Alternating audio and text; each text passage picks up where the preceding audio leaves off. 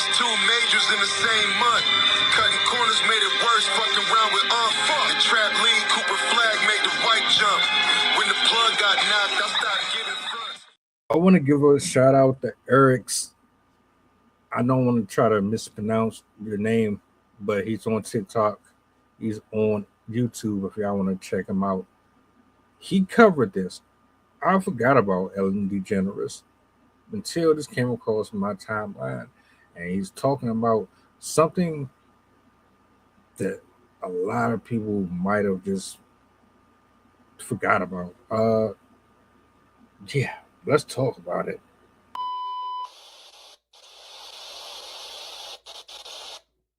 Are invited. That one moment, just a few seconds long, ended up being connected to the collapse of one of the biggest talk shows in TV history. And it took almost 3 years for the rest of the world to catch up to what Dakota Johnson seemed to already know. You know, people have gotten in trouble for claiming not being invited to your parties. That was amazing, by the way. Like, amazing. Before any of this makes sense, you need a little background first. Now, Ellen, I'm not going to explain much who she is. As everyone knows, she is the iconic host of The Ellen Show that ran for a decade on live TV. So let's talk about Dakota Johnson. You probably know her best from the 50 Shades movies, but honestly, her family is the more interesting part of this story. Her father is Don Johnson, the actor from Miami Vice. I had no idea. I just knew of who she was. I didn't know. I guess all of them are connected. I don't know why I'm so surprised by that. Her mother is Melanie Griffith, an Oscar-nominated star in her own right. And her grandmother is Tippi Hedren, a famous actress who stood up to one of the most powerful and predatory directors in old Hollywood, and lived to talk about it years later. Dakota didn't just grow up rich and famous. She grew up watching how the entertainment industry really works, from the inside, her whole life. Joining me now, Robin, is Melanie Griffith and her little girl, Dakota Johnson. This is the coolest mother-daughter date night ever. It's pretty good. How do you feel, Mom? Your little girl, all grown up, a movie star in her own right, and now at the Oscars. I know. I don't want to say I'm so proud. I've said it so many times, it seems like it's not enough, but I am so proud. Your first monster role, Anastasia, in 50 Shades of Grey, has done so. Here's a small detail that tells you a lot. On an earlier visit to Ellen's show, Dakota mentioned, almost as a throwaway line, that her own grandmother had watched her in 50 Shades. No big reaction, no embarrassment, just calm and matter of fact. That's the kind of family she comes from. Not much seems to rattle them. Has your dad seen the movie? Mm-mm. Good. You don't want your dad seeing that movie? No. Has your mom seen it? No. Yeah. Has your grandmother seen it? Yes. Now picture the actual scene. It's November 2019, the week of Thanksgiving. Dakota just turned 30 years old. She's sitting on Ellen's couch to promote her new movie, The Peanut Butter Falcon. On paper, this looks like an easy, friendly chat between two people who know each other well. What actually happened was anything but easy. Ellen opens with what sounds like a harmless joke. She tells Dakota and the entire studio audience that she wasn't invited to Dakota's 30th birthday party. Now, this is a setup designed for one outcome. The guest laughs it off. The host gets her moment, the audience chuckles, and everyone moves on to talk about the movie they're actually there to promote. That's how it's supposed to go, every single time. Except Dakota doesn't play along. She looks right at Ellen and says it plainly. That's not true. Ellen was invited. Watch how Ellen reacts here, because it's honestly fascinating. She laughs it off at first, a little surprised, like she's sure Dakota is joking. But Dakota doesn't back down even a little. She says it again, calm as ever. And when Ellen keeps pushing back and insisting she wasn't invited, Dakota does something nobody in that room expects. She doesn't raise her voice. She doesn't get flustered or defensive. She simply says, "Ask everybody." Then she points to Ellen's own producer sitting nearby, and he confirms it right there on the spot, in front of everyone. Stop and think about what that move actually does. Dakota isn't just saying, "Trust me." She's turning the entire room into a witness stand. The audience, the producer, the cameras rolling live, millions of people watching from their couches at home. She's building proof in real time on national television without ever raising her voice once. Then Ellen changes tactics completely. She says she must have been out of town that day. It's a weak excuse, and you can see exactly how weak it is just by watching her face. Her confident, in-control expression from 30 seconds earlier is gone. She looks caught, and Dakota has one more line that cuts even deeper than the rest. With a small, almost gentle smile, she tells Ellen, "I didn't know you liked me." It sounds like a joke. It's delivered like a joke, with a smile and a light tone, but really sit with what it's actually saying. She's questioning, out loud, on national television, whether their friendship was ever genuine in the first place. That's not a small thing to say to someone on their own show. Belated birthday. Hold on, time out. I'm gonna play it. You set it up. I got you. I wanted to make sure you got your bars off, and I'm gonna play it. But I'm trying to figure out, like, what is this all really tied into? I'm waiting to hear the dark stuff about her eating kids and drinking human blood and all that, because that's the shit that I was told about in different clips and videos as of late. So I don't know if that has anything to do with this. I'm just curious, because if this is just about her being a fake friend or them not really liking each other for real, but she pretend like she is for show on TV, then that ain't really no big deal. When was your birthday? It was October 4th. October 4th. You turned 30. I did. And how was the party? I wasn't invited. Actually, no, that's not the truth, Ellen. You were invited. Give me a bunch of about not inviting you, but I didn't even know you wanted to be invited. Well, who doesn't want to be invited to a party? Well, I didn't even know you liked me. Why didn't I go? I don't know. Was it? Oh yeah, I had that thing. By the end of that exchange, something rare happened on that stage, something you don't usually see on a talk show couch. A guest pushed back on a powerful host, on her own turf, in front of her own audience, and walked away having clearly won that exchange. And honestly, if you go back and watch it again knowing everything you're about to hear in this video, it hits completely differently the second time around. The first time, it just looks like a funny little disagreement about a party. The second time, it looks a lot more like someone laying down a marker on purpose. Here's something you need to understand about how that show usually worked behind the scenes. Guests laugh along. They play the game. Almost nobody pushes back on Ellen, because in that room, on that stage, Ellen holds nearly all the power. Take Mariah Carey, back in 2008. Ellen hands her a glass of champagne on live television and starts asking, again and again, whether she's pregnant, watching her reaction closely, letting the whole studio audience sit in that uncomfortable silence. Mariah looks visibly uneasy. Eventually, she takes a small sip just to get past the moment and move the conversation along. Months later, she confirmed she actually was pregnant at the time of that interview, and that she went through a miscarriage not long after. She later said that segment added real stress during an already difficult time. Let's toast to you not being pregnant. If you're not pregnant, then we should. My goodness. I can't believe Mariah Carey is opening up about this uncomfortable 2008 appearance on the Ellen DeGeneres show. There's rumors. Don't discuss that. All right, well, you don't have to No, answer. that's okay. No, honestly, you how don't do have to I- how answer do me. I- Let's just toast with champagne. Now, in an interview with Vulture, Mariah is addressing that extremely uncomfortable moment with DeGeneres, telling the mag that she's really had a, quote, hard time grappling with the aftermath. Face it. I can't believe you did this to me, Ellen. What? Then there's Taylor Swift, sitting in that same exact chair when she's barely an adult, while Ellen flashes photos of male celebrities up on the screen, one after another, and pushes her to react to each one, turning her private dating life into a game for the crowd to enjoy. Taylor laughs along, because honestly, what else can you do in that seat? But watch her eyes closely while it's happening.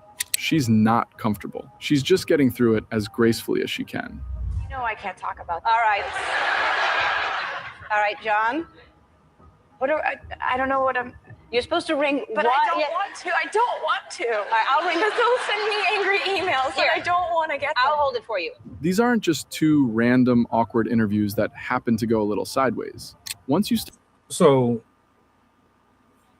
all I'm seeing is this woman, she's using her stage to what pressure people into answering uncomfortable questions, getting personal, trying to expose things that they didn't want to share with the people. Am I missing something here? The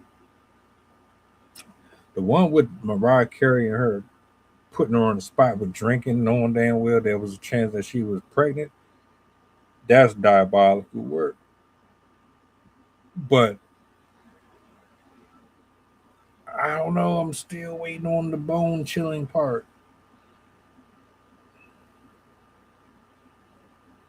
Start noticing the pattern, you see it show up again and again. Get the guest under bright lights, in front of a live crowd, in a spot where walking away costs more socially than just staying and smiling through it. Then push and keep pushing. That's the method. And here's the part that matters most for our story. Dakota walked into that studio already knowing exactly how this game worked. That is a mighty tight outfit for someone who's pregnant. I mean, you, See, they don't even know what you're talking about. well, this is Thursday, but Monday it came out that you were pregnant. I'm just saying, how's that going? The only thing I'm pregnant with is a lot of really good ideas. Here's a fair question you might be asking right now. Pushing back on a powerful host in public on her own show is a genuinely risky move. Careers have quietly ended over smaller things than that in this industry. So why did Dakota walk away from this without a single scratch on her career? Go back to her family for the answer. 3 generations deep in Hollywood. A father who's been a working star for decades. A mother who's an Oscar-nominated actress with real industry respect. A grandmother who stood up to one of the most powerful men in the business and survived to tell the story. Dakota didn't just grow up around fame and money. She grew up learning exactly how the industry actually works, who really holds the power in any given room, and how to hold her ground without losing everything she'd built. That's not luck, and it's not just confidence either. That's preparation, built over a lifetime of watching how this business really operates. I called her out. I was like, Ellen's not that nice. This was after you went on the show? After I went on the show.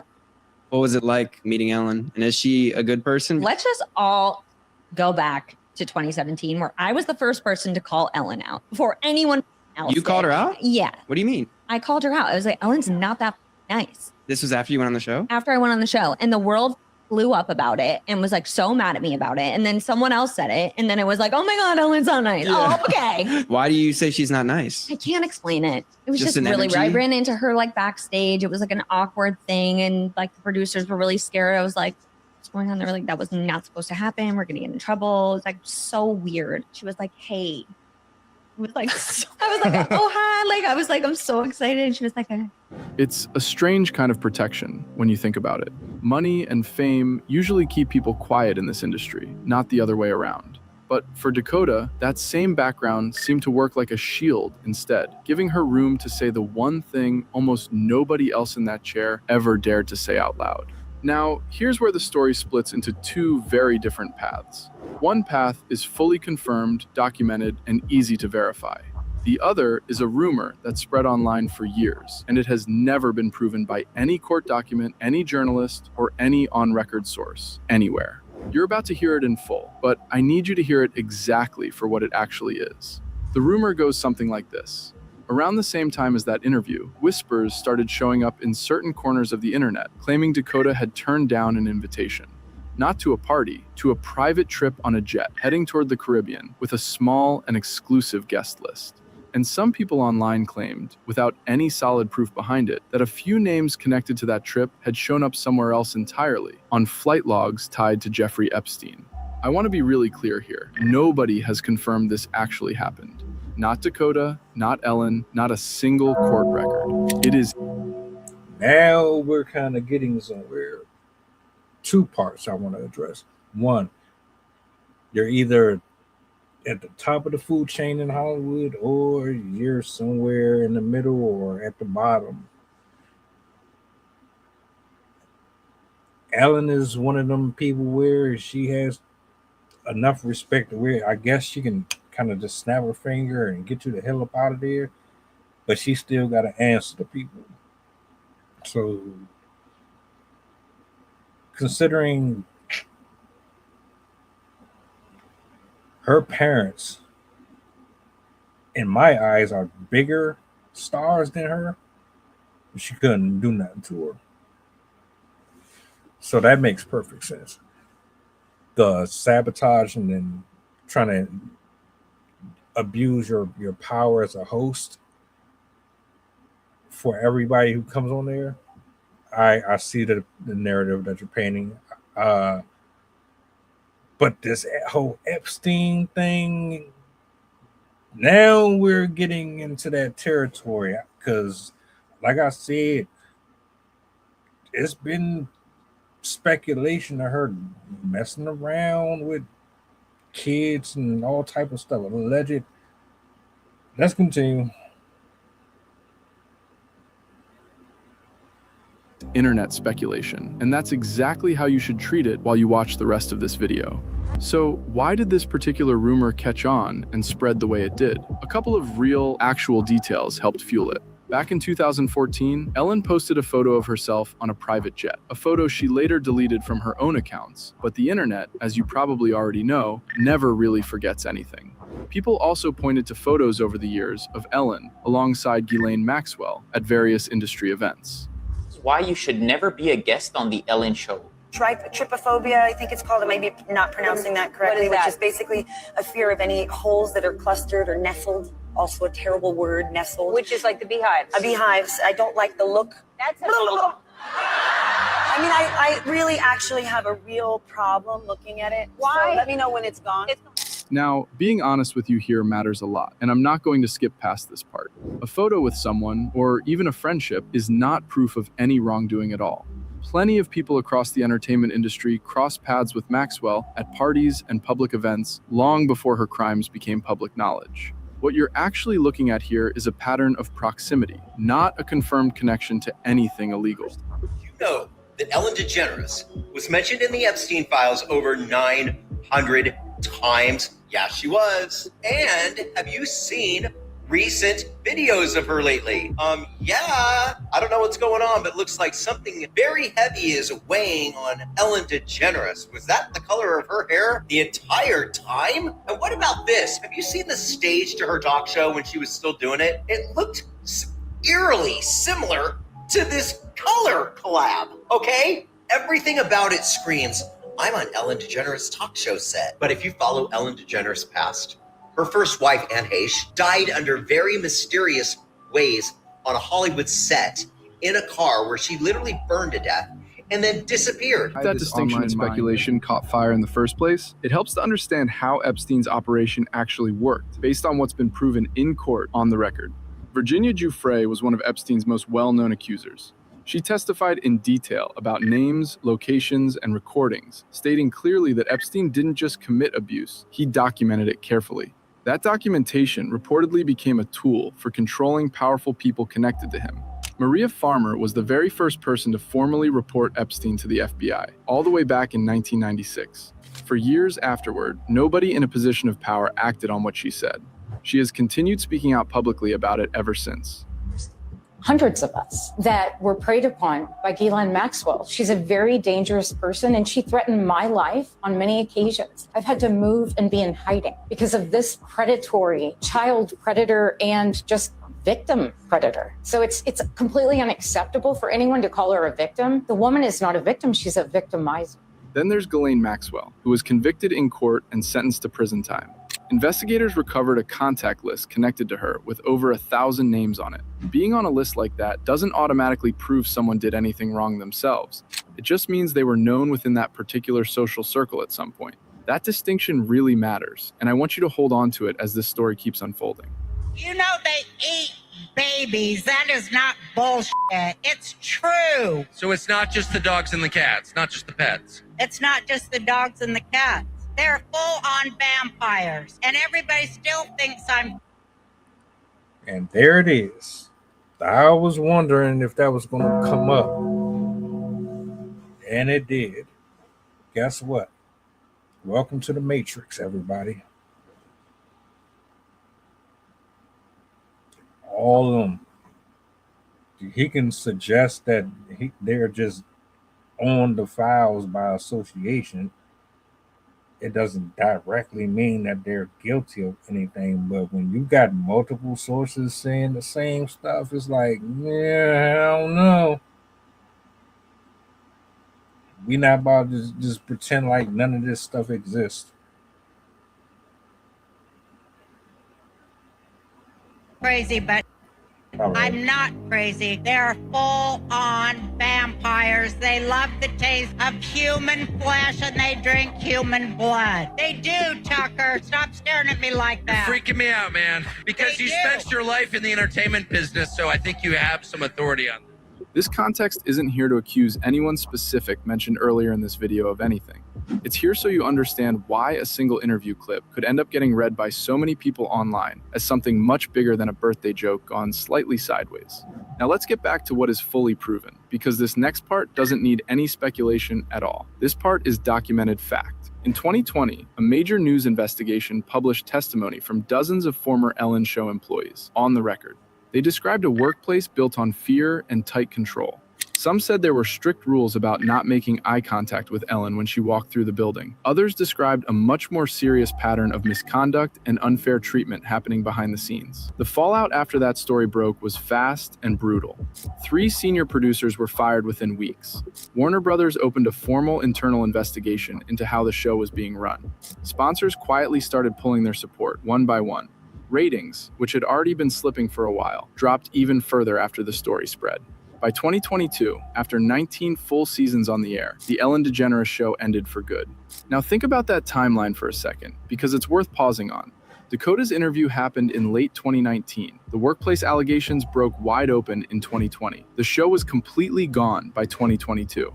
What looked, in the moment, like just an awkward little celebrity exchange ended up sitting right before the collapse of the entire brand it happened on. Where do you get this idea that everyone hates you? And I said, well, New York Times, Washington Post, Entertainment Weekly, Us Weekly. I think Elmo may have said something recently on an episode of Sesame Street. But this producer who worked with her takes issue with how she's addressing allegations that there was a toxic work environment at her legendary talk show. The essence of the special really was totally a lie. Hedda Muscat says Ellen's special hits all the wrong notes. I felt Ellen was not taking responsibility at all. She was sugarcoating it. After the show finally ended, Ellen and her wife Portia sold off their properties across the United States and moved to England.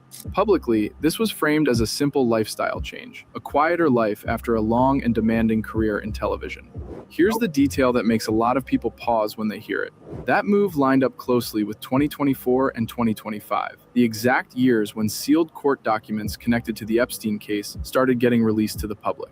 Names, dates, and long-buried details started reaching daylight during that same window of time. DeGeneres is selling her property, her estate in California. Right. Her and her wife, Portia, actually just moved to England in wake of Trump being elected. And I see something a little sketchy here. I'm not trying to make correlation causation. But look at this tweet. Ellen tweets out in 2016, "Happy birthday, P. Diddy, Puff Daddy, Sean Combs," or as I call him, Cuddle McSnuggle Stuff. You don't need to know why. You know, this is a bunch of craziness. And there is going to be an exodus in this country. Yeah. She is not going to be the only one. There are going to be many, many, many, because they're going to run from the truth about their world and what they've done. To be fair, and I want to be fair here, this could very easily be nothing more than a coincidence. Plenty of people move abroad after retiring from a long career for reasons that have absolutely nothing to do with any of this. There is no confirmed link between Ellen's move and those unsealed documents. None at all. But the timing is exactly the kind of detail that keeps a story alive online, whether or not it actually means anything real underneath it. What isn't up for debate, though, is Dakota's part in all of this. She sat across from one of the most powerful people in television, corrected her calmly on live TV, and never once appeared on that show again. Not one time, across 3 more full years of the show still airing after that day. That part is a simple fact. Everything else you just heard is still only a question mark, and it's probably going to stay that way for a while. So what do you think Dakota actually knew back in 2019? Comment down your thoughts. Shout out. I think she knows way more than what she is going to admit to or speak on. I think the only way any of that stuff is going to come out is if a person gets blackballed or they just don't give a damn anymore about what's going on with the powers that be, and they just go rogue. Y'all form your own opinions about it. I always had a suspicion that she was on that stuff. That's why I brought it up early, because I'm like, hold on, Dakota Johnson, what that got to do with this? And I guess what you're tying this to is, well, she was one of the few that stood up to her on the show. 19 seasons. That's crazy as hell. I used to watch some of it. I didn't know until later on that it was like that. But y'all tell me what y'all think in the comment section, man. Y'all might not even be into that conspiracy Epstein file stuff, but I'm curious.